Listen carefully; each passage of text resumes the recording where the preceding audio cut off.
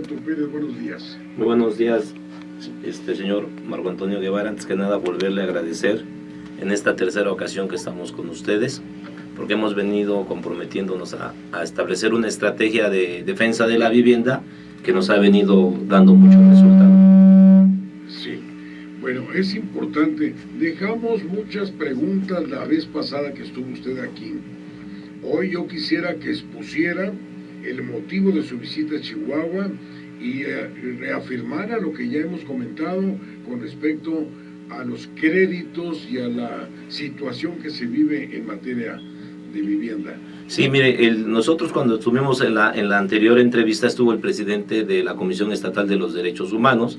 Le enseñamos unas resoluciones que iban a servir de fundamento legal para poder presentar una petición al Congreso para que se formara una comisión investigadora o una comisión especial para que se viera, se analizara y se investigara sobre todo el por qué no se aplicó la Ley de Desarrollo Urbano en los últimos 12 años, porque ahí está el origen de todos los problemas.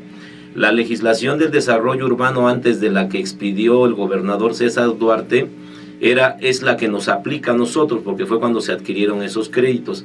Esa ley es muy interesante porque no lo tienen muchas legislaciones en otros estados, que dice que el Congreso de la Unión, el Poder Ejecutivo, los municipios y el Director de Desarrollo Urbano tendrán la obligación de hacer cumplir esta ley con respecto a un artículo del 115 constitucional en su fracción cuarta y quinta que habla de los asentamientos humanos como facultades muy importantes, porque ahí es donde en el asentamiento humano se van a habitar las personas. Entonces el asentamiento humano es prioritario para que haya vivienda digna y decorosa. Entonces existen los marcos en la propia ley que los gobernadores y los presidentes municipales sobre todo fueron los causantes de este gran destrozo.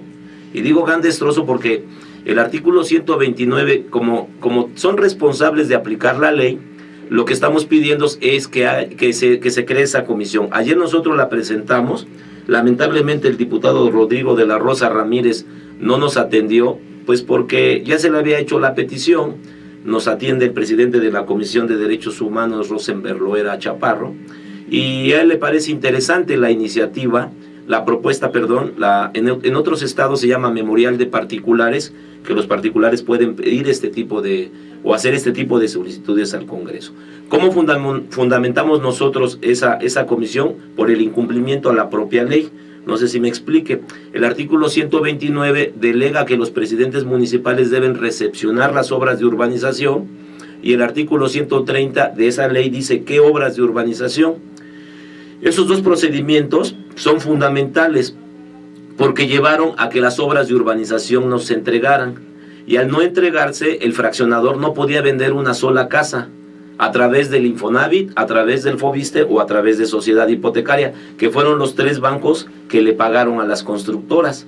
Mas sin embargo no se pudo haber realizado esa compra-venta si no estaban terminadas esas obras. Es decir, el fraccionador no puede hacer contratos o actos jurídicos con terceros, personas morales o personas físicas, si no se cumplió con este fundamento normativo en materia de asentamientos urbanos que da como consecuencia vivienda digna y decorosa. Y entonces, ¿qué fue lo que sucedió? No entregaron las obras de urbanización y la ley dice que entonces esos contratos de compra-venta no tienen efectos jurídicos, dice, son nulos de pleno derecho. Y entonces, ¿qué pasó? Que la gente hizo esos contratos nulos de pleno derecho, dejan de pagar y ahora se les quieren quitar las casas cuando el procedimiento desde la venta está viciado de origen. Y entonces eso viola los derechos humanos no de una familia, sino de miles de familias en el estado de Chihuahua. Ante esa insuficiencia, nosotros le pedimos que se tiene que crear la comisión, porque hay un grave problema de origen, que la ley está destinada para que la cumpla primeramente el que la expide, que es el Congreso. Después el gobernador, que se hicieron ricos y millonarios. Bueno, no hay gobernador que salga de un estado que no se vuelva parte de la clase pudiente, pero impunemente, ¿no? Eso Calles lo dejó muy claro. Cuando dicen que Salinas leyó muy bien a Miguel Alemán, no, leyó bien a Calles, porque fueron los negocios desde el poder, cuando se crea el estado de economía criminal. No tenemos un estado de derecho, y aquí tenemos los efectos con estas constructoras, porque los gobernadores eran los que hubieran puesto en cinta y los presidentes municipales. ¿Qué es lo que sucede? Estamos pidiendo que se abra toda esa investigación y cada uno de los conjuntos que se autorizaron en esa etapa tienen que verse a la luz de los derechos humanos. ¿Por qué? Porque esas resoluciones que sirven de sustento, las 2 resoluciones de derechos humanos que ya dimos a conocer aquí, por sobrevaluación de la vivienda que se va a reducir en el caso de los créditos de sociedad hipotecaria, Infonavit, Fobiste, y una consignación federal que está pendiente ahora que el presidente habla mucho de seguridad, que no le creemos. ¿Cuál es el problema?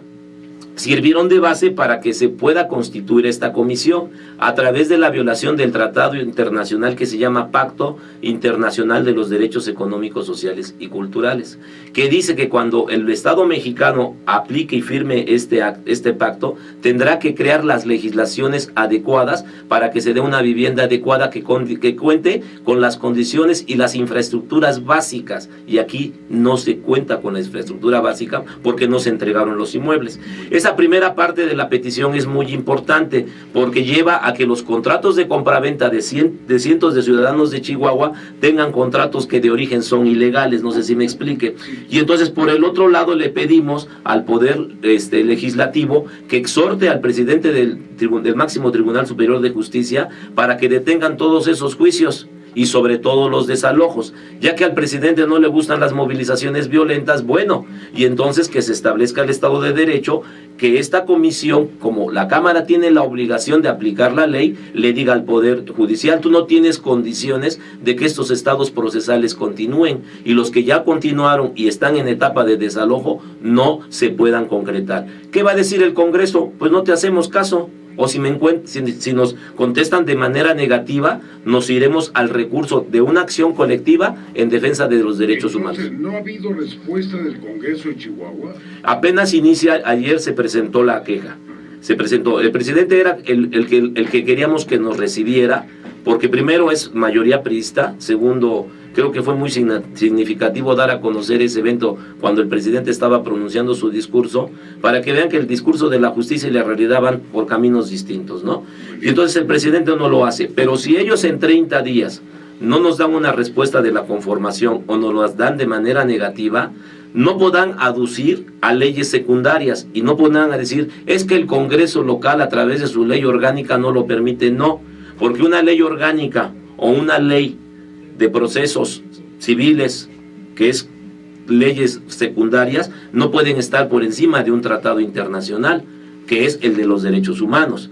Y entonces ellos, aquí hay una resolución donde anuncian que Chihuahua está en el 8º lugar de créditos sobrevaluados para el gran banco de hipotecas que otorgó los créditos. Entonces nuestra propuesta de creación de esa comisión tiene mucho fundamento, porque se están violando los derechos humanos. Y tomamos el elemento desde la propia legislación del Estado de Chihuahua, no sé si me explique, sí, que dice que el 131 es lo que la gente debe motivar.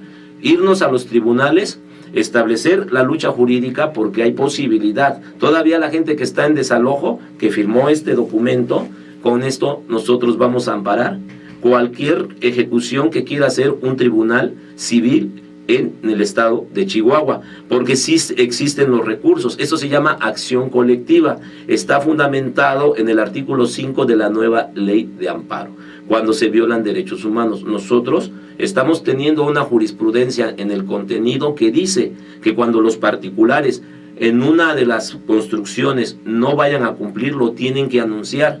Pero lo que sí tienen que establecer es la infraestructura básica adecuada. ¿Qué es la infraestructura básica adecuada? Agua potable, drenaje, alcantarillado, luz eléctrica y alumbrado público. Esa infraestructura no se entregó en los conjuntos habitacionales en Chihuahua, por lo tanto el artículo 131 dice que los contratos son nulos de pleno derecho.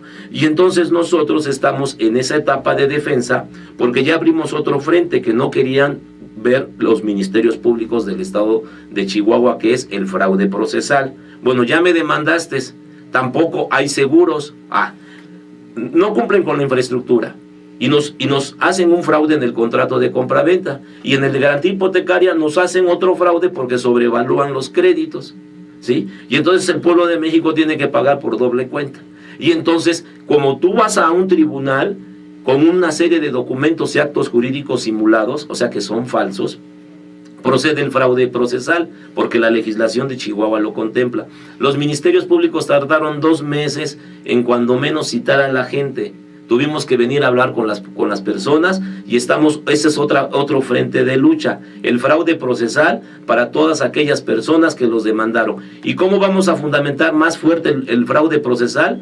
Que el contrato de compraventa también es ilegal, no sé si me explique, porque no hubo cumplimiento de la norma urbana. Es decir, también es falsedad que no haya disposiciones normativas que permitan defender a la gente. Lo que hacemos a los abogados de las partes contrarias es que también se ciñan al derecho, porque el derecho en materia de vivienda digna no es un problema de lo que diga el acuerdo de voluntades, lo que diga un contrato, es lo que dice la Constitución. Lo que dice la ley. La ley. La ley.